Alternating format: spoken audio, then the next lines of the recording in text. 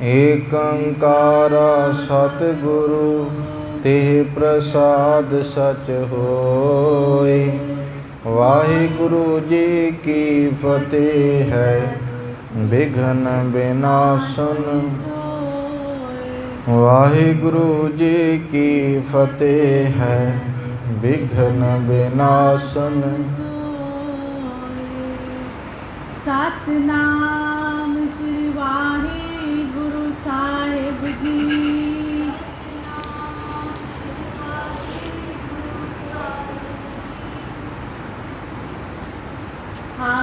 निज हाथन दामन ते खोली, हाकत चले एकत कर टोली। जुगो जुग अटल शब्द गुरु। जबर छतर तख्त दे मालक धन साहिब श्री गुरु ग्रंथ साहिब महाराज, तिन्हां दी बरकतमई पावन हजूरी अंदर संध्या वक्त तो सजे पावन दीवान तिन्हां दियां हाज़रियां भर रहे गुरु सवारे गुरु प्यारे सतसंगी जनों वडभागे हो। सतगुरां दी मुबारक हजूरी अंदर बैठ के शुभ गुणां दी प्राप्ति करन दा सुभाग प्राप्त होया है।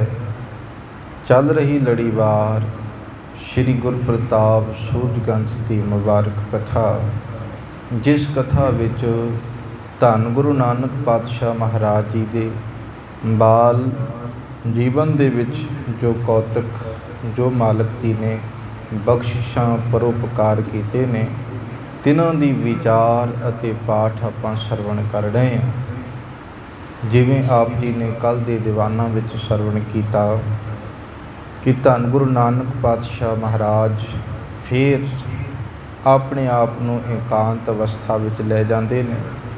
किसी नाल ज़्यादा बोलते नहीं, बस चुप जिहड़ा है रहिंदे ने ते अकाल पुरख दे नाल सुरत जुड़ी है। ते फिर तो एक बार नगर निवासी जितने भी तलवंडी दे ने कहन लगे ने कि गुरु साहिब जी नूं भाव इन्हां दे बच्चे नूं हो की गया है। ये फिर तो जिहड़ा है उहो जी हालत दे विच हो गए ने जो पहलां होई सी।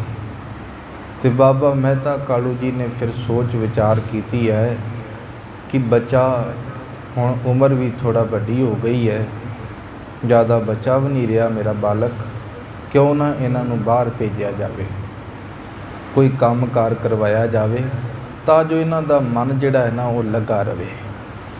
तो इहो जी सोच विचार करके फिर अपने पुत्र नूं भाव गुरु नानक पातशाह महाराज जी नूं कोल बुलाउंदे ने ते बड़े प्यार दे नाल अपने बच्चे नूं समझाउंदे ने कि असल दे विच बच्चे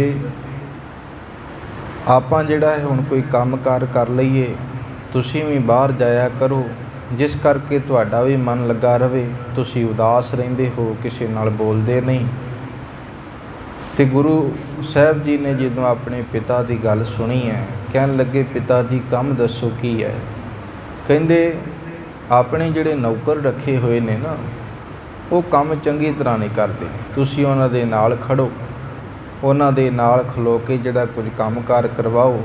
इत्थों तक मझियां गाइयां अपनियां बहुत ने ते तुसीं कुछ समा जिहड़ा है इन्हां नूं लैके बाहर चले जाया करो तां जो मन लगा रहे तुहाडा। तुसीं जिहड़ा है उदास बड़े रहन लग पए जो। ते इहो जी गलबात करके पिता जी शाम दा वेला है ते अपने जिहड़ा विश्राम गाह दे विच भाव कमरे विच चले गए ने। ते गुरु साहिब जी ने कहा कोई गल नहीं पिता जी, जिवें तुसीं कहोगे उवें असीं करदे हां। ते हुण रात होई है ते सवेर दा समा होएगा, जिवें बाबा मेहता कालू जी हुण गुरु नानक साहिब जी नूं कुछ कहणगे ते अगे जिवें विचार आए कि आओ विचार नूं समझण तो पहिलां रसना करो पवित्र, प्यार सहित उचारण करो जी सतनाम श्री सतनाम श्री गुरु साहिब जी। अस कह रैन बिखे पर सोए, जिन दासन के बंद बिगोए। ਇਹ ਗੱਲਾਂ ਬਾਤਾਂ ਕਰਕੇ ਗੁਰੂ ਨਾਨਕ ਪਾਤਸ਼ਾਹ ਮਹਾਰਾਜ ਬੰਧਨਾਂ ਨੂੰ ਕੱਟਣ ਵਾਲੇ ਹੁਣ ਰਾਤ ਪਈ ਏ ਤੇ ਸੌਂ ਗਏ ਨੇ, ਵਿਸ਼ਰਾਮ ਕਰ ਰਹੇ ਨੇ। ਨਿਜ ਦਾਸਨ ਕੇ ਬੰਧ ਵਿਗੋਏ, ਆਪਣੇ ਦਾਸਾਂ ਦੇ ਮਾਇਆ ਦੇ ਬੰਧਨਾਂ ਨੂੰ ਕੱਟਣ ਵਾਲੇ ਮਾਲਕ ਹੁਣ ਨੀਂਦ ਦੇ ਵਿੱਚ ਨੇ, ਰਾਤ ਪਈ ਹੈ, ਸੌਂ ਰਹੇ ਹਨ। श्री नानक अरणो दे जागे, गो मह की चारण अनुरागे। ਇਸ ਪ੍ਰਕਾਰ ਸਵੇਰੇ ਸੂਰਜ ਚੜ੍ਹਿਆ ਹੈ ਤੇ ਸੂਰਨ ਚੜ੍ਹਨ ਤੇ ਜਿਹੜਾ ਹੈ ਗੁਰੂ ਸਾਹਿਬ ਜੀ ਫਿਰ ਜਾਗੇ ਨੇ। ਭਾਵ ਜਿਹੜਾ ਹੈ ਜੋ ਪਿਤਾ ਜੀ ਨੇ ਕਿਹਾ ਸੀ ਉਸ ਮੁਤਾਬਕ ਮੱਝਾਂ ਗਾਵਾਂ ਚਾਰਨ ਵਾਸਤੇ ਜਿਹੜਾ ਹੈ ਖੁਸ਼ੀ ਖੁਸ਼ੀ ਤਿਆਰ ਹੋਏ ਹਨ। निज हाथन दामन ते खोली, हाकत चले कत कर टोली। ਗੁਰੂ ਸਾਹਿਬ ਜੀ ਨੇ ਆਪਣੇ ਹੱਥਾਂ ਦੇ ਨਾਲ ਆਪਣੀਆਂ ਮੱਝਾਂ ਗਾਵਾਂ ਦੇ ਰੱਸੇ ਖੋਲ੍ਹੇ ਨੇ ਤੇ ਫਿਰ ਹਿੱਕ ਕੇ ਫਿਰ ਉਹਨਾਂ ਨੂੰ ਅੱਗੇ ਅੱਗੇ ਲਾਇਆ ਹੈ, ਕਤਾਰ ਦੇ ਵਿੱਚ ਲਾ ਕੇ। ਹੁਣ ਜਿੱਥੇ ਚਾਰਾਗਾਹ ਹੈ, ਚਰਾਉਣ ਵਾਲਾ ਸਥਾਨ ਹੈ, ਗੁਰੂ ਸਾਹਿਬ ਜੀ ਆਪਣੀਆਂ ਮੱਝਾਂ ਗਾਵਾਂ ਨੂੰ ਉੱਥੇ ਹਿੱਕ ਕੇ ਲੈ ਕੇ ਚੱਲੇ ਹਨ। लय लस्टिका दीत हंगूरा, चारत हरित तृणन सुख पूरा। ਇਸ ਪ੍ਰਕਾਰ ਲਏ ਲਸ਼ਟਕਾ, ਲਸ਼ਟਕਾ ਦਾ ਅਰਥ ਹੁੰਦਾ ਹੈ ਡੰਡਾ ਜਾਂ ਸੋਟੀ। ਆਪਣੇ ਹੱਥ ਵਿੱਚ ਗੁਰੂ ਸਾਹਿਬ ਜੀ ਨੇ ਸੋਟੀ ਫੜੀ ਹੋਈ ਹੈ। ਦੇਤ ਹੰਗੂਰਾ, ਹੰਗੂਰਾ ਤੋਂ ਭਾਵ ਆਪ ਸਮਝੇ ਦੇ, ਭਾਵ ਡੰਗਰਾਂ ਨੂੰ ਜਾਂ ਮੱਝਾਂ ਗਾਵਾਂ ਨੂੰ ਜਿਹੜਾ ਹੈ ਕਹਿ ਲਓ ਕਿ ਕੰਟਰੋਲ ਵਿੱਚ ਰੱਖਣ ਵਾਸਤੇ, ਡਰਾਉਣ ਵਾਸਤੇ ਉਹਨਾਂ ਨੂੰ ਹੰਗੂਰਾ ਦਿੱਤਾ ਜਾਂਦਾ ਹੈ। ਜਾਂ ਕਹਿ ਲਓ ਕਿ ਜਿਵੇਂ ਇੱਕ ਮਾਂ ਆਪਣੇ ਬੱਚੇ ਨੂੰ, ਮਾਤਾ ਪਿਤਾ ਆਪਣੇ ਬੱਚੇ ਨੂੰ ਕੋਈ ਵੀ ਅਗਰ ਹਰਕਤ ਕਰਦਾ ਹੈ ਬੱਚਾ ਤੇ ਉਹਨੂੰ ਡਾਂਟਦੇ ਨੇ ਆਪਣੇ ਲਫ਼ਜ਼ਾਂ ਦੇ ਵਿੱਚ, ਉਸੇ ਪ੍ਰਕਾਰ ਮੱਝਾਂ ਗਾਵਾਂ ਨੂੰ ਜਿਹੜਾ ਹੈ ਨਾ ਕੰਟਰੋਲ ਵਿੱਚ ਕਰਨ ਲਈ ਉਹ ਕਿਤੇ ਇੱਧਰ ਉੱਧਰ ਖੇਤ ਦੇ ਵਿੱਚ ਮੂੰਹ ਨਾ ਮਾਰਨ ਤੇ ਉਹਦੇ ਵਾਸਤੇ ਕੁਝ ਹੰਗੂਰੇ ਹੁੰਦੇ ਨੇ, ਕੁਝ ਵਰਡ ਹੁੰਦੇ ਨੇ, ਕੁਝ ਬੋਲ ਹੁੰਦੇ ਨੇ, ਜਿਸ ਕਰਕੇ ਉਹ ਜਾਨਵਰ ਸਮਝ ਜਾਂਦਾ ਹੈ। ਤੇ ਗੁਰੂ ਸਾਹਿਬ ਜੀ ਦੇ ਹੱਥ ਵਿੱਚ ਛੋਟੀ ਹੈ ਤੇ ਉਹ ਹੰਗੂਰੇ ਦਿੰਦੇ ਨੇ ਉਹਨਾਂ ਮੱਝਾਂ ਗਾਵਾਂ ਨੂੰ। ਤੇ ਚਾਰਤ ਹਰਤ ਤ੍ਰਿਣ ਸੁਖ ਪੂਰਾ, ਇਸ ਪ੍ਰਕਾਰ ਸਤਿਗੁਰੂ ਜੀ ਬਹੁਤ ਜਿਹੜਾ ਹੈ ਨਾ ਪ੍ਰੇਮ ਦੇ ਨਾਲ ਮੱਝਾਂ ਗਾਵਾਂ ਨੂੰ ਘਾਹ ਜਿਹੜਾ ਹੈ ਉਹ ਚਰਾ ਰਹੇ ਹਨ। मनो गोपाल जुपा चल नामा, प्रगट करत है जन सुख धामा। ਇੱਥੇ ਕਵੀ ਜੀ ਨੇ ਫਿਰ ਇਸ਼ਾਰਾ ਦਿੱਤਾ ਹੈ ਕਿ ਐਂ ਲੱਗਦਾ ਹੈ ਕਿ ਇਹ ਜਿਹੜਾ ਇਹ ਬਾਲਕ ਅਸਲ ਦੇ ਵਿੱਚ ਮਾਨੋ ਕਿ ਉਹਨਾਂ ਦਾ ਨਾਮ ਗੋਪਾਲ ਹੋਵੇ। ਇਸ਼ਾਰਾ ਕਹਿ ਲਓ ਕਿ ਸ਼੍ਰੀ ਕ੍ਰਿਸ਼ਨ ਜੀ ਵੱਲ, ਉਹ ਵੀ ਮੱਝਾਂ ਗਾਵਾਂ ਚਰਾਉਂਦੇ ਹੁੰਦੇ ਸੀ। ਤੇ ਕਵੀ ਜੀ ਕਹਿੰਦੇ ਐਂ ਲੱਗਦਾ ਹੈ ਕਿ ਜਿਵੇਂ ਜਿਹੜਾ ਹੈ ਇਹਨਾਂ ਦਾ ਨਾਮ ਗੋਪਾਲ ਹੋਵੇ ਤੇ ਸੁੱਖਾਂ ਦੇ ਘਰ ਗੁਰੂ ਸਾਹਿਬ ਜੀ ਲੋਕਾਂ ਦੇ ਵਿੱਚ ਪ੍ਰਗਟ ਜਿਹੜਾ ਹੈ ਹੋਏ ਹਨ। ਮੰਦ ਮੰਦ ਸ਼ੁਭ ਤੁਰ ਵੀ ਪਾਛੇ, ਸਭ ਬਾਸੁਰ ਚਾਰਤ ਤ੍ਰਿਣ ਆਛੇ। ਹੌਲੀ ਹੌਲੀ ਗਾਵਾਂ ਨੂੰ ਜਿਹੜਾ ਹੈ ਨਾ ਮਾਨੋ ਕਿ ਗਾਵਾਂ ਮੱਝਾਂ ਦੇ ਪਿੱਛੇ ਪਿੱਛੇ ਰਹਿੰਦੇ ਨੇ ਤੇ ਇਸ ਪ੍ਰਕਾਰ ਸਾਰਾ ਦਿਨ ਜਿਹੜਾ ਹੈ ਉਹਨਾਂ ਨੂੰ ਹਰਿਆ ਘਾਹ ਚਰਾਉਂਦੇ ਰਹਿੰਦੇ ਹਨ। ਭਾਈ ਸਾਂਝਪੁਰ ਦਿਸ ਕੋ ਮੋਰੀ, ਆਏ ਅਘਾਈ ਸਵਲੀ ਗੋਰੀ। ਜਦ ਸ਼ਾਮ ਹੁੰਦੀ ਸੀ ਤੇ ਸ਼ਾਮ ਹੁੰਦਿਆਂ ਸਾਰੀ ਜਿਵੇਂ ਸਾਰੀਆਂ ਨਗਰ ਦੀਆਂ ਮੱਝਾਂ ਗਾਵਾਂ ਜੋ ਵੀ ਚਰਾਉਣ ਜਾਂਦੇ ਸਨ ਆਪਣੇ ਘਰ ਲੈ ਆਉਂਦੇ ਸਨ ਤੇ ਗੁਰੂ ਸਾਹਿਬ ਜੀ ਵੀ ਇੱਦਾਂ ਹੀ ਕਰਦੇ ਸਨ। ਜੋ ਵੀ ਸਨ ਆਪਣੇ ਗ੍ਰਹਿ ਵਿਖੇ ਜਿਹੜਾ ਉਹਨਾਂ ਨੂੰ ਹਿੱਕ ਕੇ ਲੈ ਆਉਣਾ ਤੇ ਮੱਝਾਂ ਗਾਵਾਂ ਜਿਹੜੀਆਂ ਨੇ ਨਾ ਫਿਰ ਕੁਝ ਕੁ ਦਿਨਾਂ ਤੱਕ ਬਹੁਤ ਤੰਦਰੁਸਤ ਹੋ ਗਈਆਂ, ਚੰਗੀਆਂ ਭਲੀਆਂ ਹੋ ਗਈਆਂ। ਕਹਿ ਲਓ ਕਿ ਉਹਨਾਂ ਦੇ ਅੰਦਰ ਤੰਦਰੁਸਤੀ ਆ ਗਈ। ਕਾਲੂ ਹੇਰ ਅਰਖ ਉਰ ਪਾਰੀ, ਲਖਿਓ ਕਿ ਲਗਿਓ ਮੋਹਿ ਸੁਤਕਾਰੀ। ਬਾਬਾ ਮਹਿਤਾ ਕਾਲੂ ਜੀ ਇਹ ਗੱਲ ਇਹ ਜਦੋਂ ਵੇਖਦੇ ਨੇ ਕਿ ਹੁਣ ਜਿਹੜਾ ਹੈ ਮੱਝਾਂ ਗਾਵਾਂ ਦੇ ਵਿੱਚ ਬੜਾ ਫਰਕ ਹੈ, ਕਿਉਂਕਿ ਮੇਰਾ ਪੁੱਤਰ ਜਾਂਦਾ ਹੈ ਤੇ ਹੁਣ ਬੜੀ ਦੇਖ ਰੇਖ ਚੰਗੀ ਤਰ੍ਹਾਂ ਕਰਦਾ ਹੈ ਤੇ ਮਨੋ ਮਨੀ ਹੁਣ ਬੜੇ ਪ੍ਰਸੰਨ ਹੁੰਦੇ ਨੇ ਤੇ ਆਪਣੇ ਪੁੱਤਰ ਨੂੰ ਲਾਡ ਲਡਾਉਂਦੇ ਹਨ।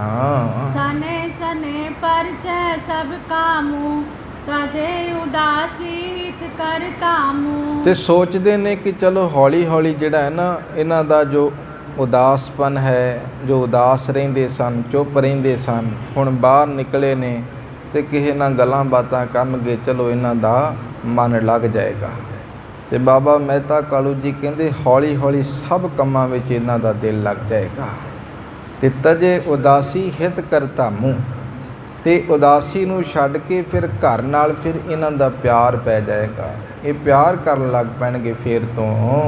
ਆਨ ਬਿਰਾਜੇ ਨਿਜ ਪ੍ਰਭ ਸਜਨਾ, ਸੁੰਦਰ ਕਮਲ ਪ੍ਰਫੁੱਲਤ ਬਦਨਾ। ਸੁੰਦਰ ਖਿੜੇ ਹੋਏ ਕਮਲ ਦੇ ਫੁੱਲ ਵਰਗੇ ਮਾਲਕ ਸਤਿਗੁਰੂ ਜੀ ਫਿਰ ਆਪਣੇ ਘਰ ਦੇ ਵਿੱਚ ਆ ਕੇ ਰਾਤਰੀ ਨੂੰ ਬਿਰਾਜ ਜਾਂਦੇ ਨੇ ਤੇ ਪ੍ਰਸ਼ਾਦਾ ਪਾਣੀ ਛਕ ਕੇ ਫਿਰ ਸੌਂ ਜਾਂਦੇ ਹਨ।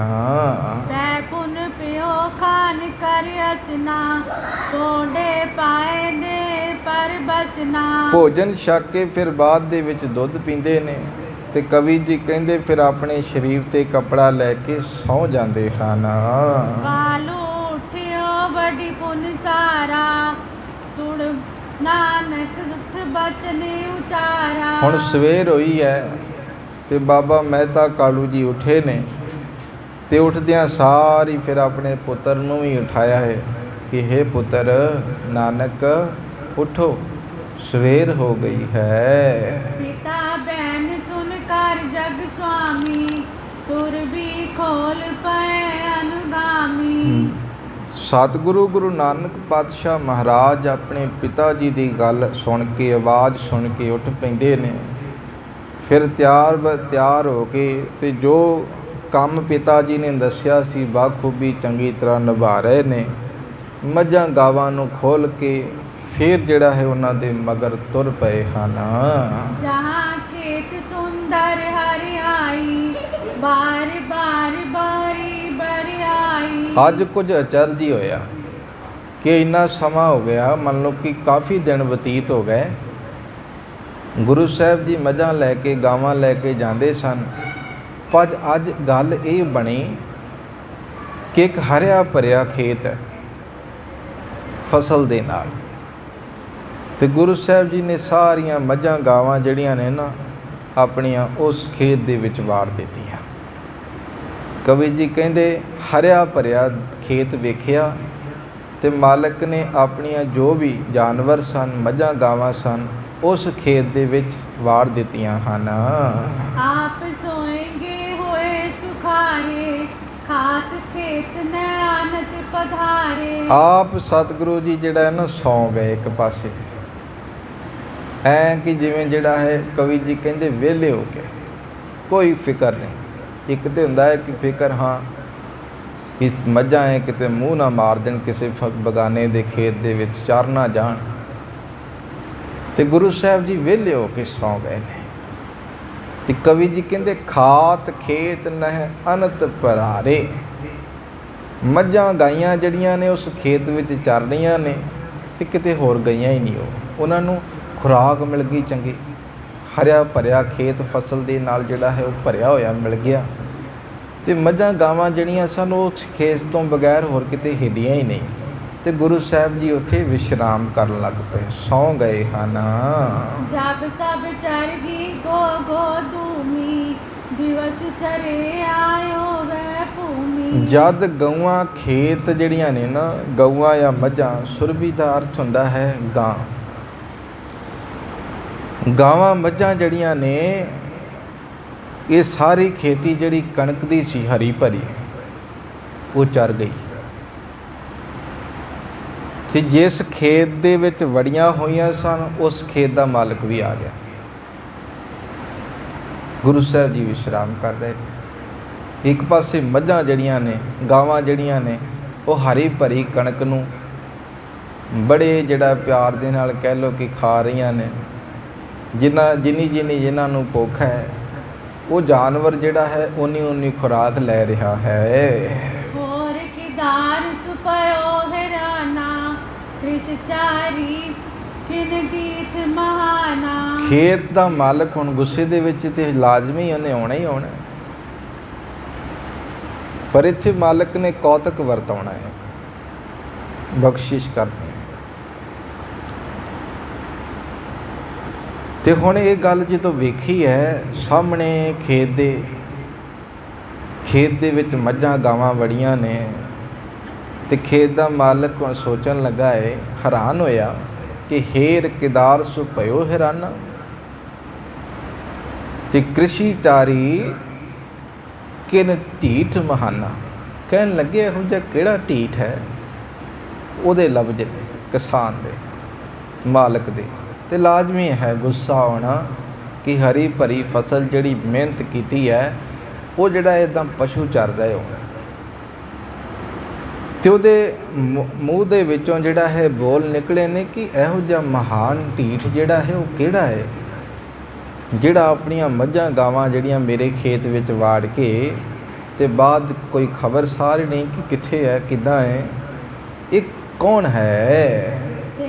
ਸਿੰਚ ਮੈਂ ਬੋਦੀ ਨਿਹਾਰਿਓ, ਕਹਿ ਨੀ ਡਰ ਸਭ ਖੇਤ ਉਜਾਰਿਓ। ਬਹੁਤ ਦਿਨ ਮੈਂ ਲਾਏ ਨੇ ਇਸ ਖੇਤੀ ਨੂੰ ਜਿਹੜਾ ਪ੍ਰਫੁੱਲਤ ਕਰਨ ਦੇ ਲਈ, ਫਸਲ ਨੂੰ ਤਿਆਰ ਕਰਨ ਦੇ ਲਈ, ਤੇ ਮੈਂ ਪਾਣੀ ਦੇ ਕੇ, ਖਾਦ ਪਾਣੀ ਦੇ ਕੇ ਹਾਰ ਗਿਆ ਹੈ। ਤੇ ਆਹ ਵੇਖੋ ਕਿਸੇ ਨਿਡਰ ਨੇ, ਜਿਹਨੂੰ ਡਰ ਹੀ ਨਹੀਂ ਕੋਈ, ਮੇਰੇ ਖੇਤ ਨੂੰ ਸਾਰਾ ਜਿਹੜਾ ਉਹ ਉਜਾੜ ਦਿੱਤਾ ਹੈ, ਚਰਵਾ ਦਿੱਤਾ ਹੈ। ਹਾਏ ਅਘਾਏ ਰਹੀ ਵਿੱਚ ਬੈਸੀ, ਲਾਕੀ ਕਿਨੈ ਬਿਨ ਖਸਮੀ ਜੈਸੀ। ਕਵੀ ਜੀ ਕਹਿੰਦੇ ਮੱਝਾਂ ਗਾਵਾਂ ਵੀ ਜਿਹੜੀਆਂ ਸਨ ਨਾ, ਫਸਲ ਖਾ ਕੇ ਤੇ ਉਹਦੇ ਵਿੱਚ ਹੀ ਬੈਠ ਗਈਆਂ, ਰੱਜ ਕੇ ਖਾ ਰੱਜ ਕੇ ਸਾਰੀਆਂ ਮੱਝਾਂ ਗਾਵਾਂ ਅਸਲ ਦੇ ਵਿੱਚ ਉਸ ਖੇਤ ਦੇ ਵਿੱਚ ਹੀ ਬੈਠ ਗਈਆਂ ਹਨ। ਬਾਜ ਉੱਚੇ ਸੁਨ ਸ਼੍ਰੀ ਗੁਰ ਜਾਗੇ, ਉੱਠ ਕਰ ਬਹਿਰ ਨਿਕਾਸਨ ਲਾਗੇ। ਹੁਣ ਕੀ ਹੋਇਆ ਹੈ ਕਿ ਇੰਨੇ ਉੱਚੇ ਉੱਚੇ ਬੋਲ ਰਿਹਾ ਗੁੱਸੇ ਦੇ ਵਿੱਚ। ਤੇ ਜਦੋਂ ਗੁਰੂ ਸਾਹਿਬ ਜੀ ਨੇ ਬੋਲ ਸੁਣੇ ਨੇ, ਉੱਚੀ ਆਵਾਜ਼ ਸੁਣੀ ਹੈ, ਤੇ ਇੱਕਦਮ ਉੱਠੇ ਨੇ। ਬਚ ਉੱਚੇ ਸੁਨ ਸ਼੍ਰੀ ਗੁਰ ਜਾਗੇ, ਗੁਰੂ ਨਾਨਕ ਪਾਤਸ਼ਾਹ ਜਾਗੇ ਨੇ। ਉੱਠ ਕਰ ਵਹਿਰ ਨਿਕਾਸਨ ਲਾਗੇ, ਉੱਠੇ ਨੇ।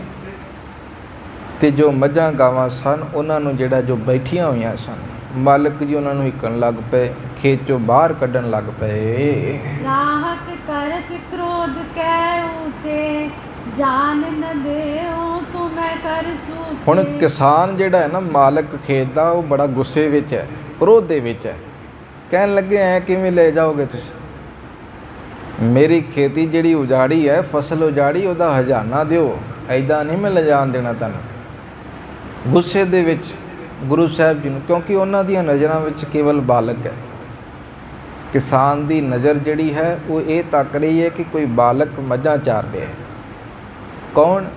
ਇੱਕ ਪਟਵਾਰੀ ਦਾ ਪੁੱਤਰ, ਬਾਬਾ ਮਹਿਤਾ ਕਾਲੂ ਦਾ ਪੁੱਤਰ ਮੱਝਾਂ ਚਾਰ ਰਿਹਾ ਹੈ। ਗੁਰੂ ਸਾਹਿਬ ਜੀ ਦੀ ਸਮਰੱਥਾ, ਤਾਕਤ ਨੂੰ ਉਹ ਹਲੇ ਨਹੀਂ ਜਾਣਦਾ। ਗੁੱਸੇ ਵਿੱਚ ਆ ਕੇ ਰਾਹਕ ਕਰਤ ਕ੍ਰੋਧ ਕਹਿ ਉੱਚੇ, ਜਾਨ ਨਾ ਦਿਓ ਤੁਮੇ ਕਰ ਸੂਚੇ। ਕਹਿਣ ਲੱਗੇ ਐਵੇਂ ਸੁੱਕਾ ਦੇ ਤੁਹਾਨੂੰ ਜਿਹੜਾ ਖਾਲੀ ਘਰੇ ਨਹੀਂ ਜਾਣ ਦਿਆਂਗਾ ਮੈਂ। ਕ੍ਰੋਧ ਦੇ ਵਿੱਚ, ਗੁੱਸੇ ਵਿੱਚ ਆ ਕੇ ਗੁਰੂ ਨਾਨਕ ਪਾਤਸ਼ਾਹ ਜੀ ਨੂੰ ਇਹੋ ਜਿਹੇ ਬੋਲ ਰਿਹਾ ਹੈ। ਸਭ ਕਿਦਾਰੀ ਕੋ ਪਰੋ ਉਜਾਰਾ, ਨਾ ਤੁਰ ਚਲੋ ਡਿਗਰਾਏ ਬੁਲਾਰਾ। ਪਹਿਲੀ ਗੱਲ ਇਹ ਹੈ, ਔਕਸ਼ਨ ਇਹ ਤੁਹਾਡੇ ਅੱਗੇ ਕਿ ਤੁਸੀਂ ਜਿਹੜਾ ਹੈ ਨਾ, ਜਾਂ ਤੇ ਫਸਲ ਦਾ ਹਰਜਾਨਾ ਭਰ ਦਿਓ, ਜਿੰਨਾ ਖਰਚਾ ਹੈ ਜੋ ਵੀ ਹੈ ਮੈਨੂੰ ਦੇ ਦਿਓ, ਜੇ ਨਹੀਂ ਦੇਣਾ ਤੇ ਰਾਏ ਬੁਲਾਰ ਕੋ ਚੱਲੋ। ਜਿਹੜਾ ਉਸ ਪਿੰਡ ਦਾ, ਜਿਹੜਾ ਕਹਿ ਲਓ ਕਿ ਉਸ ਇਲਾਕੇ ਦਾ ਸਰਪੰਚ ਹੈ, ਤੁਸੀਂ ਜਿਹੜਾ ਹੈ ਉਹਨਾਂ ਕੋਲ ਚੱਲੋ, ਜਿੱਥੇ ਤੁਹਾਡੇ ਪਿਤਾ ਜੀ ਪਟਵਾਰੀ ਦਾ ਕੰਮ ਕਰਦੇ ਨੇ। ਤੁਹਾਨੂੰ ਰਾਏ ਬੁਲਾਰ ਕੋ ਜਾਣਾ ਪਏਗਾ, ਨਹੀਂ ਤੇ ਸਾਡਾ ਹਰਜਾਨਾ ਭਰੋ, ਨਹੀਂ ਤੇ ਹਾਕਮ ਰਾਏ ਬੁਲਾਰ ਦੇ ਪਾਸ ਚੱਲੋ। ਅਸ ਕਹਿ ਸਭ ਸੁਰ ਵੀ ਲੈ ਹਾਂ ਕੀ, ਜਿਸ ਪੁਨ ਸ਼ੋਕ ਬਿਖੈ ਮਤ ਤਾਕੀ। ਇਹ ਕਹਿ ਕੇ ਸਭ ਗਾਈਆਂ ਮੱਝਾਂ ਉਹਨੇ ਇੱਕ ਲਈਆਂ ਨੇ। ਕਹਿੰਦੇ ਇੱਦਾਂ ਨਹੀਂ ਜਾਣ ਦੇਣਾ। ਹੁਣ ਉਹ ਕਿਸਾਨ ਜਿਹੜਾ ਮਾਲਕ, ਜਿਹੜਾ ਮਨ ਦੇ ਵਿੱਚ ਉਹਦੇ ਗੁੱਸਾ ਬੜਾ ਹੈ, ਰੰਜਿਸ਼ ਬੜੀ ਹੈ, ਬਹੁਤ ਕ੍ਰੋਧ ਦੇ ਨਾਲ ਭਰਿਆ ਹੋਇਆ ਹੈ। ਉਨ ਕਮ ਲਾਲਨ ਬਚਨ ਉਚਾਰੇ, ਗੋਦਨ ਤਜ ਦਿਓ ਸ਼ੋਕ ਵਿਸਾਰੇ। ਗੁਰੂ ਸਾਹਿਬ ਜੀ ਫਿਰ ਇਹ ਬਚਨ ਸੁਣ ਕੇ ਨਾ, ਉਹਦੇ ਬੋਲ ਸੁਣ ਕੇ ਤੇ ਆਪਣੇ ਪਾਵਨ ਮੁਖ ਚੋਂ ਬੋਲੇ ਨੇ, ਕਹਿੰਦੇ ਮੇਰੀਆਂ ਗਾਈਆਂ ਮੱਝਾਂ ਜਿਹੜੀਆਂ ਨੇ ਨਾ ਛੱਡ ਦਿਓ। ਤੇ ਅਸਲ ਦੇ ਵਿੱਚ ਆਪਣੇ ਮਨ ਦੇ ਵਿੱਚੋਂ ਰੰਜਿਸ਼ ਗੁੱਸਾ ਜਿਹੜਾ ਹੈ ਨਾ ਉਹ ਤੁਸੀਂ ਕੱਢ ਦਿਓ। ਮੱਝਾਂ ਮੇਰੀਆਂ ਨੂੰ ਹੇਕੇ ਨਾ ਲੈ ਕੇ ਜਾਓ ਤੁਸੀਂ। कराल बद तुमरी है जेती, बरकत पाए प्रभु अब तेती। ਹੁਣ ਇਹ ਬਚਨ ਕਹੇ ਨੇ ਮਾਲਕ ਨੇ। ਗੁਰੂ ਨਾਨਕ ਪਾਤਸ਼ਾਹ ਜੀ ਕਹਿੰਦੇ ਜਿੰਨਾ ਵੀ ਤੁਹਾਡਾ ਇਹ ਫਸਲ ਹੈ ਨਾ, ਤੁਹਾਡੀ ਪਰਾਲਬਧ ਜਿਤਨੀ ਵੀ ਹੈ ਨਾ, ਪਰਮਾਤਮਾ ਕਿਰਪਾ ਕਰੇਗਾ ਤੁਹਾਡੀ ਇਸ ਫਸਲ ਦੇ ਵਿੱਚ ਹੋਰ ਬਰਕਤਾਂ ਪਾਏਗਾ। ਪਰ ਉਹਨੂੰ ਇਹ ਗੱਲ ਦੀ ਸਮਝ ਨਹੀਂ ਹੈ। ਬਰਕਤ ਪਾਏ ਪ੍ਰਭੂ ਤਬ ਤੇਤੀ। ਰੱਬ ਅਕਾਲ ਪੁਰਖ ਤੁਹਾਡੀ ਫਸਲ ਦੇ ਵਿੱਚ ਜਿਹੜਾ ਬਹੁਤ ਬਰਕਤਾਂ ਪਾਏਗਾ। बिगर नहार बिगन सो जाई, बौर न सवरै करे लड़ाई। ਜਿਹੜੀ ਵਿਗੜਨ ਹਾਰ ਵਸਤੂ ਜਦ ਵਿਗੜ ਜਾਂਦੀ ਹੈ ਨਾ, ਤਾਂ ਉਸ ਪਿੱਛੇ ਜਿਹੜਾ ਹੈ ਨਾ ਫਿਰ ਲੜਾਈ ਕਰਨੀ ਉਹ ਠੀਕ ਗੱਲ ਨਹੀਂ ਹੁੰਦੀ। ਵਿਗੜ ਗਈ ਸੋ ਵਿਗੜ ਗਈ। ਹੁਣ ਉਹਨੂੰ ਲੈ ਕੇ ਤੁਸੀਂ ਲੜਾਈ ਕਰਨ 'ਤੇ ਆਏ ਹੋ, ਗੁੱਸਾ ਕਰ ਰਹੇ ਹੋ, ਉਹ ਗੱਲ ਠੀਕ ਨਹੀਂ ਹੈ। जो निज भाग सवरनी होई, तै न विगार सकै को कोई। ਗੁਰੂ ਸਾਹਿਬ ਜੀ ਕਹਿੰਦੇ ਦੇਖੋ, ਜਿਹੜੀ ਨਿੱਜੀ ਭਾਗਾਂ ਵਿੱਚ ਠੀਕ ਹੋਣੀ ਹੈ ਨਾ, ਅਸਲ ਦੇ ਵਿੱਚ ਜਿਹੜਾ ਹੈ ਉਹਨੂੰ ਕੋਈ ਵਿਗਾੜਨ ਵਾਲਾ ਪੈਦਾ ਹੀ ਨਹੀਂ ਹੋਇਆ। ਤੇ ਇਹ ਤੁਸੀਂ ਸੋਚ ਰਹੇ ਹੋ ਕਿ ਅਸਲ ਦੇ ਵਿੱਚ ਇਹ ਮੇਰੇ ਰਾਹੀਂ ਕੁਝ ਹੋਇਆ ਹੈ ਜਾਂ ਇਹ ਮੱਝਾਂ ਨੇ ਕੁਝ ਕੀਤਾ ਹੈ।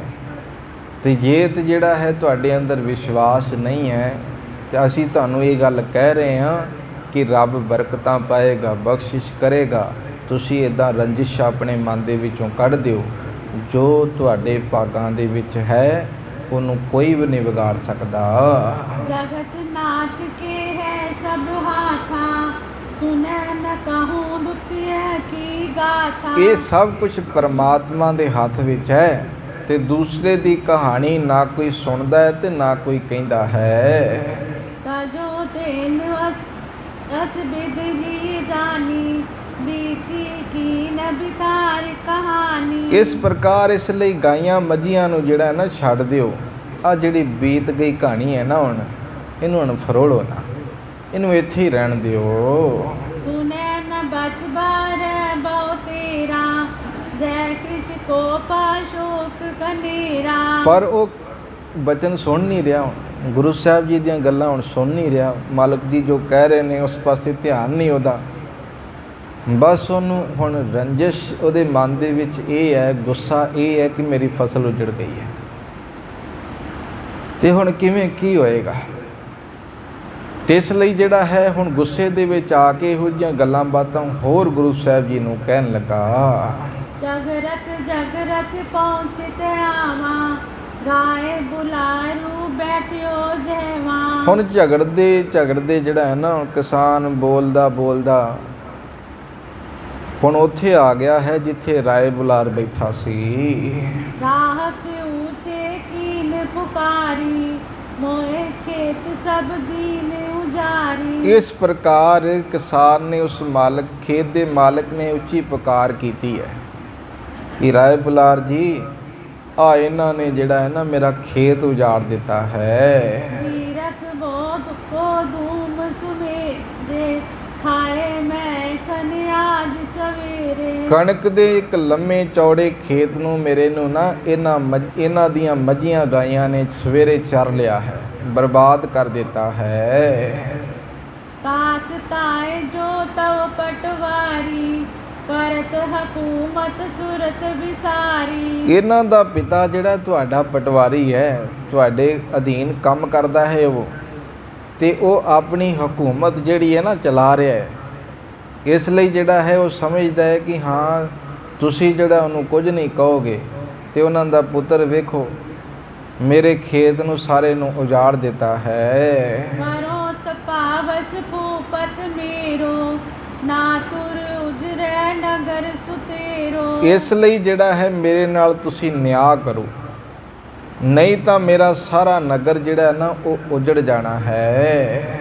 दिन प्रत्यास बीत जे कृष उजरै, ਰਾਹਕ ਕੈਸ ਬਸਾ ਸਤ ਗੁਜਰੈ। ਉਹ ਇਹ ਕਹਿਣ ਲੱਗਾ ਅੱਜ ਮੇਰੀ ਉਜੜੀ ਹੈ, ਕੱਲ ਨੂੰ ਹੋਰ ਕਿਸੇ ਦੀ ਉਜੜ ਜਾਏਗੀ, ਤੇ ਇਸ ਲਈ ਕਿਸ ਢੰਗ ਦੇ ਨਾਲ ਫਿਰ ਜਿਹੜਾ ਹੈ ਉਜਾੜ ਆਪਾਂ ਬਚਾਵਾਂਗੇ? ਕੋਈ ਆਰਾਮ ਦੇ ਨਾਲ ਨਹੀਂ ਵਸ ਪਾਏਗਾ, ਤੁਸੀਂ ਸਾਡਾ ਨਿਆਂ ਕਰੋ। ਸੁਨਤ ਰਾਏ ਉਰ ਰਿਸ ਪਰ ਸਰਖਾ, ਤੇਰਤ ਬੋਲਿਓ ਮੁਖ ਤੇ ਪਰਖਾ। ਰਾਏ ਬੁਲਾਰ ਇਹ ਸਭ ਕੁਝ ਜਿਹੜਾ ਸੁਣ ਕੇ ਬੜੇ ਗੁੱਸੇ ਦੇ ਨਾਲ ਭਰਿਆ ਹੋਇਆ ਰੁੱਖੇਪਨ ਦੇ ਵਿੱਚ ਬੋਲਿਆ ਹੈ। ਸਭ ਕੋ ਡਰ ਉਰ ਦੀਨ ਨਿਵਾਰੇ, ਚਾਰਤ ਖੇਤੀ ਸਿਸਮਤ ਵਾਰੇ। ਅਸਲ ਦੇ ਵਿੱਚ ਜਿਹੜਾ ਹੈ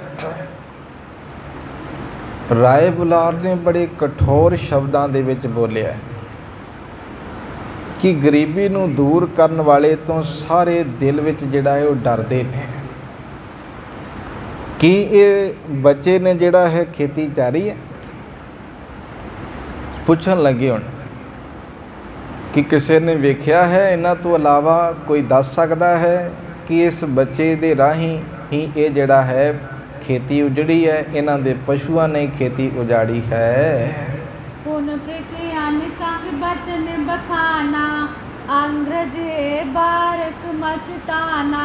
ਹੁਣ ਜਿਹੜਾ ਹੈ ਨੌਕਰ ਸੀ ਇੱਕ, ਉਹ ਕਹਿਣ ਲੱਗਾ ਇਹ ਬਾਲਕ ਮਸਤਾਨਾ ਹੈ, ਇਹਨੂੰ ਨਹੀਂ ਪਤਾ ਕੁਝ, ਤੇ ਇਸ ਲਈ ਜਿਹੜਾ ਹੈ ਮੈਂ ਤੇ ਇਹ ਗੱਲ ਕਹਾਂਗਾ, ਤੁਸੀਂ ਜਿਹੜਾ ਇਹਨਾਂ ਦੇ ਪਿਤਾ ਨੂੰ ਬੁਲਾ ਲਿਓ, ਇਹਨੂੰ ਕੁਝ ਨਾ ਕਹੋ, ਇਹਨਾਂ ਦਾ ਪਿਤਾ ਹੀ ਜਵਾਬ ਦੇਗਾ। ਤੂੰ ਕਾਲੂ ਕੋ ਲਜਾਉ ਬੁਲਾਈ, ਪਰੇ ਉਜਾਰਾ ਜਿਨੇ ਉਜਰਾਈ। ਤੂੰ ਕਾਲੂ ਕੋ ਲਿਆਓ ਬੁਲਾਈ, ਤੇ ਇਸ ਲਈ ਜਿਹੜਾ ਹੈ ਜਾਓ, ਤੁਸੀਂ ਹੀ ਜਾ ਕੇ। ਨੌਕਰ ਨੂੰ ਕਹਿਣ ਲੱਗੇ ਜਾ ਤੂੰ ਜਾ।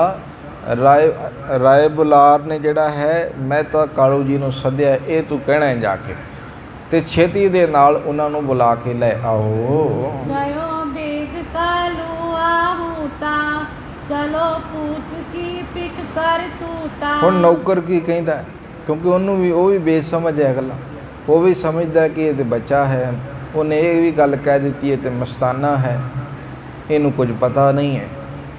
ਤੇ ਜਾ ਕੇ ਹੁਣ ਬਾਬਾ ਮਹਿਤਾ ਕਾਲੂ ਜੀ ਨੂੰ ਕਹਿਣ ਲੱਗੇ, ਨੌਕਰ ਹੁਣ ਕਾਲੂ ਦੇ ਘਰੇ ਗਿਆ, ਬਾਬਾ ਕਾਲੂ ਮਹਿਤਾ ਕਾਲੂ ਜੀ ਦੇ ਘਰ ਵਿੱਚ ਜਾ ਕੇ ਕਹਿੰਦਾ ਚਲੋ ਚੱਲ ਕੇ ਆਪਣੇ ਪੁੱਤਰ ਦੀ ਜਿਹੜੀ ਕਰਤੂਤ ਹੈ ਨਾ, ਉਹ ਤੁਸੀਂ ਆਪਣੀਆਂ ਅੱਖਾਂ ਦੇ ਨਾਲ ਵੇਖੋ ਜਾ ਕੇ। ਹਮਕੋ ਰਾਹਤ ਤਾਏ ਕਿਦਾਰਾ, ਬਾਰ ਤੇਨ ਸਭ ਦੀਨ ਉਜਾਰਾ। ਅਸਲ ਦੇ ਵਿੱਚ ਇੱਕ ਰਾਹਕ ਦਾ ਖੇਤ ਜਿਹੜਾ ਹੈ ਨਾ, ਤੁਹਾਡੀਆਂ ਮੱਝਾਂ ਗਾਵਾਂ ਨੇ ਉਜਾੜ ਦਿੱਤਾ ਹੈ, ਤੁਹਾਡੇ ਪੁੱਤਰ ਨੇ ਕੋਈ ਸੰਭਾਲ ਨਹੀਂ ਕੀਤੀ, ਜਿਸ ਰਾਹੀਂ ਜਿਹੜਾ ਹੈ ਤੁਹਾਡੀਆਂ ਮੱਝਾਂ ਗਾਵਾਂ ਨੇ ਕਿਸੇ ਦਾ ਖੇਤ ਉਜਾੜ ਦਿੱਤਾ ਹੈ। ਹੁਣ ਕਰ ਮਨ ਮੈਂ ਤਿਨ ਦੁਖ ਪਾਵਾ, ਸੁਤ ਨਾਨਕ ਕਬ ਸੁਖ ਨ ਦਿਖਾਵਾ। ਇਹ ਗੱਲ ਸੁਣ ਕੇ ਹੁਣ ਬਾਬਾ ਮਹਿਤਾ ਕਾਲੂ ਜੀ ਮਨ ਵਿੱਚ ਜਿਹੜਾ ਹੈ ਸੋਚਦੇ ਨੇ, ਮਨਾ ਮੇਰੇ ਪੁੱਤਰ ਨੇ ਕਦੀ ਵੀ ਮੈਨੂੰ ਸੁੱਖ ਨਹੀਂ ਦਿੱਤਾ,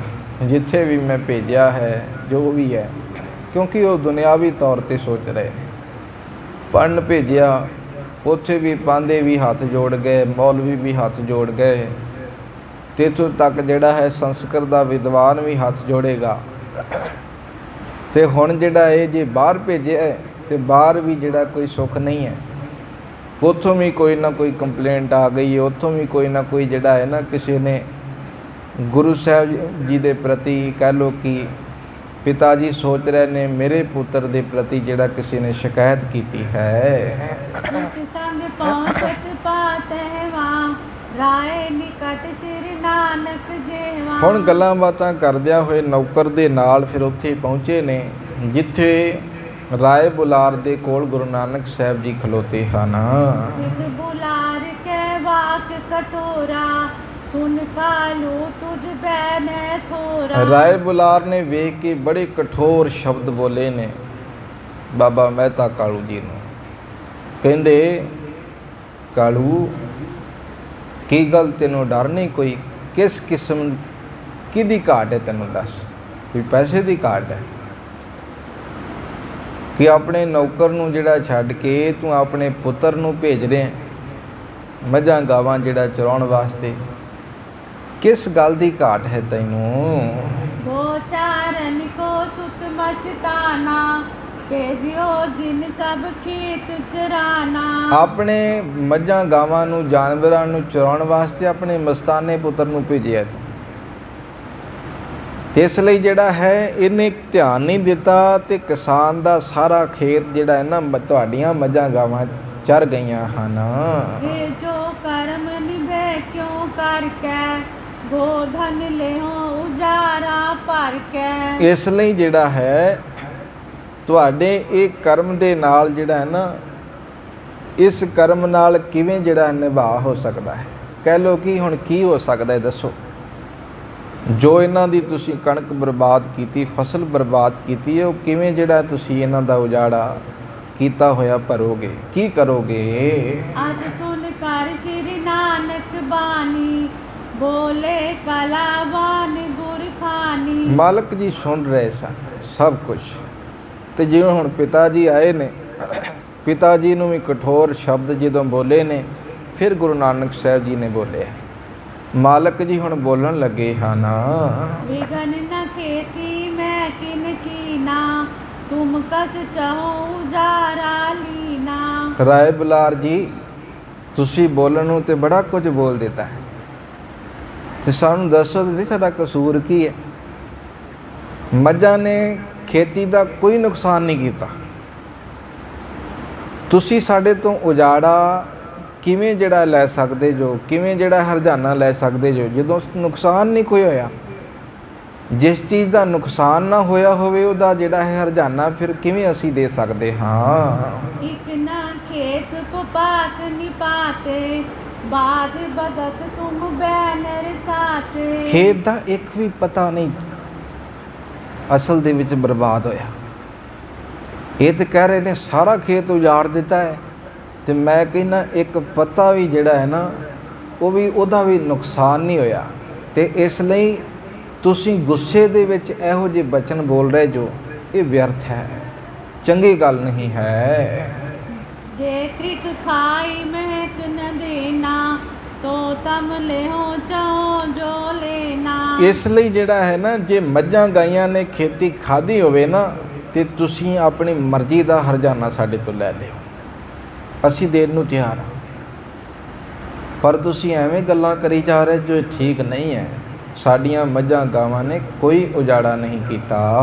ਜੇ ਗਵਾਰ ਤਿਤ ਬਚਨ ਪ੍ਰਤੀ ਤੂੰ, ਸੁਨ ਕਰ ਸਿਆਨ ਤਰਤ ਨਾਚੀ ਤੂੰ। ਅਸਲ ਦੇ ਵਿੱਚ ਜਿਹੜਾ ਹੈ ਨਾ, ਇਹਨਾਂ ਦੇ ਬਚਨ ਜੋ ਤੁਸੀਂ ਸੁਣੇ ਨੇ ਨਾ, ਗੱਲਾਂ ਸੁਣੀਆਂ ਨੇ ਕਿਸਾਨ ਦੀਆਂ ਜਾਂ ਫਿਰ ਇਸ ਨੌਕਰ ਦੀਆਂ, ਇਹਨਾਂ 'ਤੇ ਵਿਸ਼ਵਾਸ ਕਰਨਾ ਠੀਕ ਨਹੀਂ ਹੈ।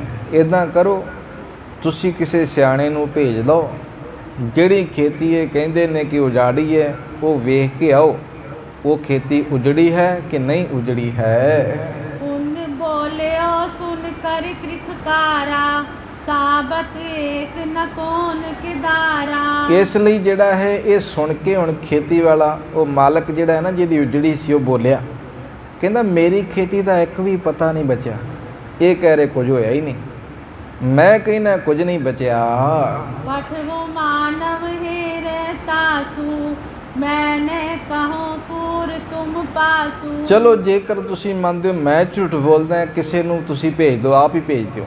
ਜੋ ਤੁਹਾਨੂੰ ਲੱਗਦਾ ਹੈ ਕਿ ਹਾਂ ਇਹ ਪ੍ਰੋਪਰ ਤੁਹਾਨੂੰ ਕੁਝ ਦੱਸ ਸਕਦਾ ਹੈ, ਆ ਕੇ ਤੁਸੀਂ ਉਸ ਆਦਮੀ ਨੂੰ ਭੇਜੋ, ਤੇ ਉਹ ਸਾਰੀ ਉੱਥੋਂ ਦੀ ਜੋ ਹੀ ਦ੍ਰਿਸ਼ ਹੈ ਉਹ ਵੇਖ ਕੇ ਤੇ ਤੁਹਾਨੂੰ ਆ ਕੇ ਬਿਆਨ ਕਰੇਗਾ। ਨਿਗਮ ਬਚਨ ਸੁਨ ਸੰਚੈ ਆਇਆ, ਨਿਰਨੈ ਕਾਰਨ ਮਨੁਜ ਪਠਾਇਆ। ਹੁਣ ਦੋਵਾਂ ਦੇ ਬਚਨ ਸੁਣ ਕੇ ਸ਼ੱਕ ਪੈਦਾ ਹੋਇਆ ਹੈ ਹੁਣ ਰਾਏ ਬੁਲਾਰ ਦੇ ਅੰਦਰ, ਕਿ ਹੁਣ ਮੈਂ ਕਿਹਨਾਂ ਦੀ ਗੱਲ ਮੰਨਾਂ ਤੇ ਕਿਹਨਾਂ ਦੀ ਨਾ ਮੰਨਾਂ। ਤੇ ਇਸ ਲਈ ਇਹੋ ਹੀ ਗੱਲ ਠੀਕ ਹੈ ਕਿ ਕਿਸੇ ਨੂੰ ਹੁਣ ਭੇਜਿਆ ਜਾਵੇ। ਫੇਰਿਓ ਫਿਰ ਕੇ ਨਰ ਚੌਘਾਤੇ, ਲਿਖਨ ਦੀ ਸੈ ਮੁਰ ਉਤਾਤੇ। ਹੁਣ ਜਿਹੜਾ ਭੇਜਿਆ ਸੀ ਨਾ, ਜਿਸ ਸਥਾਨ 'ਤੇ ਭੇਜਿਆ, ਜਿਸ ਖੇਤੀ ਨੂੰ ਵੇਖਣ ਵਾਸਤੇ ਭੇਜਿਆ ਸੀ, ਅਗਲਾ ਇੱਧਰੋਂ ਵੀ ਵੇਖੇ ਉੱਧਰੋਂ ਵੀ ਵੇਖੇ, ਸਾਰੀ ਖੇਤੀ ਉਹਨੇ ਵੇਖ ਲਈ। ਸਾਰੀ ਖੇਤੀ ਵੇਖ ਕੇ ਜਿਹੜਾ ਹੈ ਨਾ, ਉਹਨੂੰ ਐਂ ਪ੍ਰਤੀਤ ਹੋਇਆ ਕਿ ਕਿਤੇ ਕੋਈ ਨੁਕਸਾਨ ਹੋਇਆ ਹੀ ਨਹੀਂ। ਉਹ ਕਿਸਾਨ ਕਹਿ ਰਿਹਾ ਪਤਾ ਨਹੀਂ ਬਚਿਆ। ਹੁਣ ਜਿਹੜਾ ਵੇਖਣ ਗਿਆ ਸੀ, ਗੁਰੂ ਸਾਹਿਬ ਜੀ ਨੇ ਕਲਾ ਵਰਤਾਈ ਉੱਥੇ, ਬਖਸ਼ਿਸ਼ ਕੀਤੀ ਹੈ। ਖੇਤ ਦੀ ਤੇ ਗੱਲ ਕੋਈ ਵੀ ਨਹੀਂ ਹੈ। ਮਾਲਕ ਨੇ ਤੇ ਇਹੋ ਜਿਹੀ ਕਿਰਪਾ ਕੀਤੀ ਹੈ ਕਿ ਜੇਕਰ ਅਸੀਂ ਗੁਰੂ ਕੀ ਸੰਗਤ ਸਾਵਧਾਨਤਾ ਦੇ ਵਿੱਚ ਕਰਦੇ ਹਾਂ ਨਾ, ਮੇਰੇ ਮਾਧੋ ਜੀ ਸਤ ਸੰਗਤ ਮਿਲੇ ਸੋ ਤਰਿਆ, ਗੁਰ ਪ੍ਰਸਾਦ ਪਰਮ ਪਦ ਪਾਇਆ, ਸੂਕੇ ਕਾਸ਼ਟ ਹਰਿਆ। ਬਚਨ ਬਾਣੀ ਦੇ ਨੇ, ਸੁੱਕੀ ਲੱਕੜ ਵੀ ਹਰੀ ਭਰੀ ਹੋ ਜਾਂਦੀ ਹੈ। ਇਹੋ ਜਿਹੀਆਂ ਬੜੀਆਂ ਉਦਾਹਰਨਾਂ ਨੇ ਇਤਿਹਾਸ ਵਿੱਚ। ਜਿੱਥੇ ਮਾਲਕ ਬੈਠੇ ਨੇ ਉਹ ਜੰਗਲ ਸੁੱਕਾ ਸੀ, ਹਰਿਆ ਹੋ ਗਿਆ। ਜਿੱਥੇ ਬੈਠੇ ਸਨ ਮਾਲਕ, ਉਹ ਜੰਡ ਜਿਹੜਾ ਜੁਗੋ ਜੁਗ ਅਟਲ ਹੋ ਗਿਆ। ਇਹੋ ਜਿਹੀ ਬੜੀਆਂ ਉਦਾਹਰਨਾਂ ਨੇ। ਮਾਲਕ ਇਹ ਜ਼ਰੂਰ ਸਾਨੂੰ ਜਿਹੜਾ ਪ੍ਰੇਰਣਾ ਦਿੰਦੇ ਨੇ ਕਿ ਕਰਾਮਾਤ ਕਹਿਰ ਦਾ ਨਾਮ ਹੈ, ਪਰ ਉਸ ਸਮੇਂ ਜਿਹੜਾ ਹੈ ਕਰਾਮਾਤ ਦਿਖਾਉਣੀ ਬੜੀ ਜ਼ਰੂਰੀ ਸੀ, ਤਾਂ ਜੋ ਜਿਹੜਾ ਹੈ ਸੰਸਾਰ ਦੇ ਅੰਦਰ ਇਹ ਚੀਜ਼ ਪੈਦਾ ਹੋ ਜਾਵੇ ਕਿ ਹਾਂ ਸੰਸਾਰ ਦੇ ਅੰਦਰ ਕੋਈ ਆਇਆ ਹੈ। ਤੇ ਹੁਣ ਜਿਹੜਾ ਭੇਜਿਆ ਸੀ ਆਦਮੀ, ਹੁਣ ਉਹ ਵੇਖਦਾ ਹੈ ਬੜੇ ਧਿਆਨ ਦੇ ਨਾਲ। ਚਾਰ ਛਪੇਰੇ ਘੁੰਮ ਕੇ ਵੇਖਿਆ, ਵਿੱਚ ਵੇਖਿਆ, ਉਹਨੂੰ ਕਿਤੇ ਵੀ ਕੋਈ ਨੁਕਸਾਨ ਨਜ਼ਰ ਨਹੀਂ ਆਇਆ। ਆਏ ਰਾਏ ਸੋ ਬਾਤ ਜਨਾਈ, ਮੈਂ ਹੇਰੀ ਫਿਰ ਕਹਿ ਚੌਂਘਾਈ। ਆ ਕੇ ਤੇ ਫਿਰ ਰਾਏ ਬੁਲਾਰ ਕੋਲ ਕਹਿਣ ਲੱਗਾ ਕਿ ਮੈਂ ਤੇ ਚਾਰੇ ਪਾਸੇ ਵੇਖਿਆ, ਘੁੰਮ ਕੇ ਵੇਖਿਆ। ਮੈਂ ਬਸ ਖੋਜ ਨ ਬੂਟਾ ਟੂਟਾ, ਰਿਓ ਨਿਸਰ ਸਭ ਸਾਬਤ ਬੂਟਾ। ਅਸਲ ਦੇ ਵਿੱਚ ਉੱਥੇ ਤੇ ਕਿਸੇ ਪਸ਼ੂ ਦਾ ਖੁਰ ਵੀ ਨਹੀਂ, ਪੈਰ ਵੀ ਨਹੀਂ ਹੈਗਾ।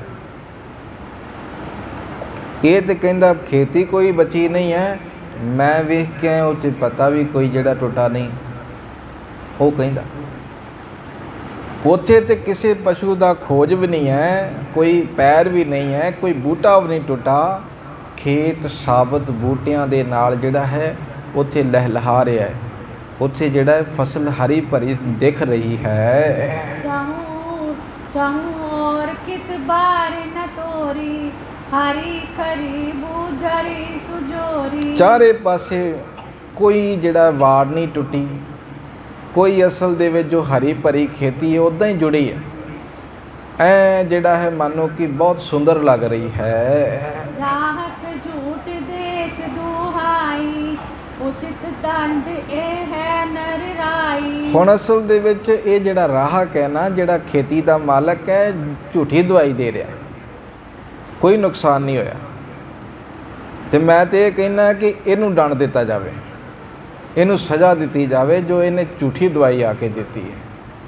ਤੇ ਕਿਵੇਂ? ਹੁਣ ਬਖਸ਼ੰਦ ਸਤਿਗੁਰੂ ਜੀ ਰਾਏ ਬੁਲਾਰ ਨੂੰ ਕਹਿਣਗੇ ਕਿ ਅਸਲ ਦੇ ਵਿੱਚ ਇਹਨਾਂ ਨੂੰ ਕੁਝ ਨਾ ਕਹੋ, ਜੋ ਕਿਹਾ ਹੈ ਠੀਕ ਹੈ, ਅਸੀਂ ਨਹੀਂ ਚਾਹੁੰਦੇ ਕਿ ਕੁਝ ਜਿਹੜਾ ਤੁਸੀਂ ਇਹਨੂੰ ਸਜ਼ਾ ਦਿਓ।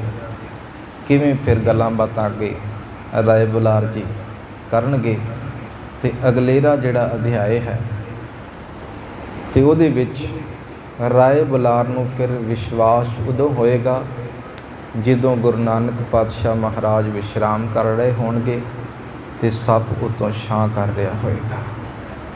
ਫਿਰ ਉਹਦੇ ਅੰਦਰ ਇੱਕ ਯਕੀਨ, ਇੱਕ ਭਰੋਸਾ ਪੈਦਾ ਹੋਏਗਾ ਕਿ ਇਹ ਕੋਈ ਆਮ ਨਹੀਂ ਹੈ, ਇਹ ਅਵਤਾਰੀ ਪੁਰਖ ਹੈ। ਸੋ ਇਹ ਕੱਲ੍ਹ ਦੇ ਦੀਵਾਨਾਂ ਵਿੱਚ ਆਪਾਂ ਵਿਚਾਰ ਕਰਾਂਗੇ। ਹੋਈਆਂ ਬੇਅੰਤ ਭੁੱਲਾਂ ਦੀ ਖਿਮਾ। ਵਾਹਿਗੁਰੂ ਜੀ ਕਾ ਖਾਲਸਾ, ਵਾਹਿਗੁਰੂ ਜੀ ਕੀ ਫਤਿਹ। ਹੇ ਅਚੁੱਤ ਹੇ ਅਬਿਨਾਸ਼ੀ ਅਗਨਾਸ਼, ਹੇ ਪੂਰਨ ਹੇ ਸਰਬ ਮੈਂ, ਹੇ ਸੰਗੀ ਹੇ ਨਿਰੰਕਾਰ, ਹੇ ਗੋਬਿੰਦ ਹੇ ਗੁਣ ਨਿਧਾਨ, ਹੇ ਅਪਰੰਪਰ ਹਰ ਹਰੇ, ਹੇ ਸੰਤਾਂ ਕੈ ਸਦਾ ਸੰਗ, ਹੇ ਠਾਕੁਰ ਹਾਂ ਦਾਸ ਰੋ,